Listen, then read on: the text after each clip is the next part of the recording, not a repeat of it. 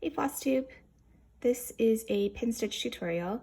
The pin stitch is a way of anchoring your thread to either start or stop. That is super easy, super secure, and a great way for doing it if you don't have the ability to do a loop start.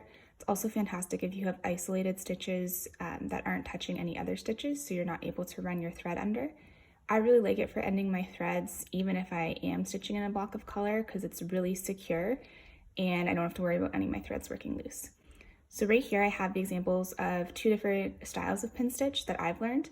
I prefer doing the diagonal one, but I'm going to show you both and you can kind of experiment and see which one you like better.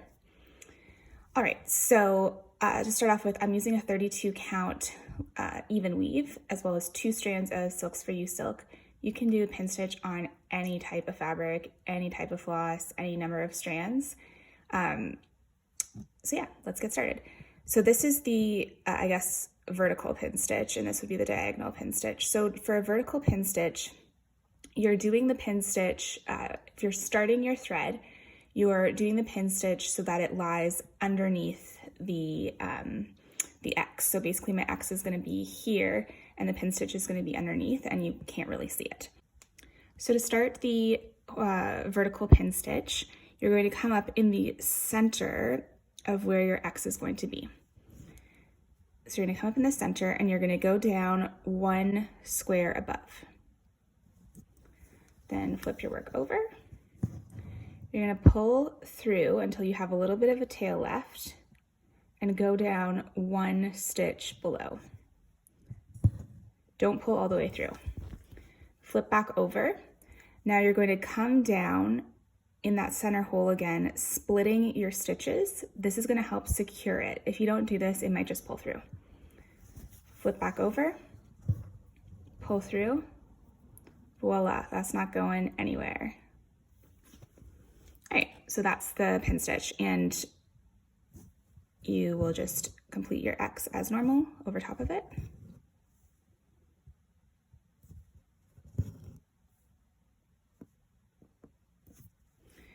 And you sometimes will get a little bit of fuzz around it, which isn't a big deal. You can just poke that through. I'm just going to do another X beside it so I can show you how to end off threads.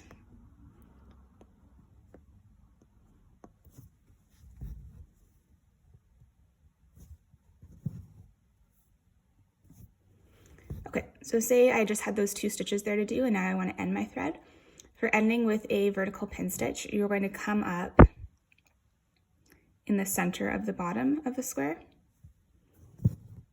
and you're going to go down in the middle. It can be a little bit tricky to find the hole, so just kind of wiggle your needle through until it goes. It might not be in the exact center of the hole, it's okay. Go down there. Come up in the top, go down in the middle hole. All right, now that's secure and you can just clip your thread right there and those 2 stitches are secure. And you can see maybe a little bit of it because I'm up pretty close, but from here, you can't really tell. So that is the vertical pin stitch. All right, next up we're going to do the diagonal pin stitch, which is a method I learned from Ivana, the Twisted Stitcher, and it's the one that I use now because I think it's even more neat than the vertical pin stitch. But as I said, you can use either one. So for this one, basically what we're doing is we're replicating the bottom leg of our cross and then stitching the rest of our cross over top of it. So if you're a stitcher who does your bottom leg the opposite direction to me, like say you stitch your leg this way, then that would be the way that you do your pin stitch. So to start the diagonal pin stitch, you're basically going to come up and again in the center of the square, go down in the diagonal corner 1 away versus the vertical we were doing 1 above. Here we're doing diagonal. Flip over your work, pull through so you leave a little bit of a tail, and come down 1 diagonal away again. Don't pull all the way through. And come down, splitting the threads. This will help secure it. If you're only using 1 strand, you can still split the 1 strand. It's just a little bit easier with 2 strands. But I definitely use pin stitch with 1 strand as well. Pull the way through. Again, that bad boy is not going anywhere. Okay, so there we go. So this is basically our first leg of our cross stitch. And I'm just gonna complete my second leg.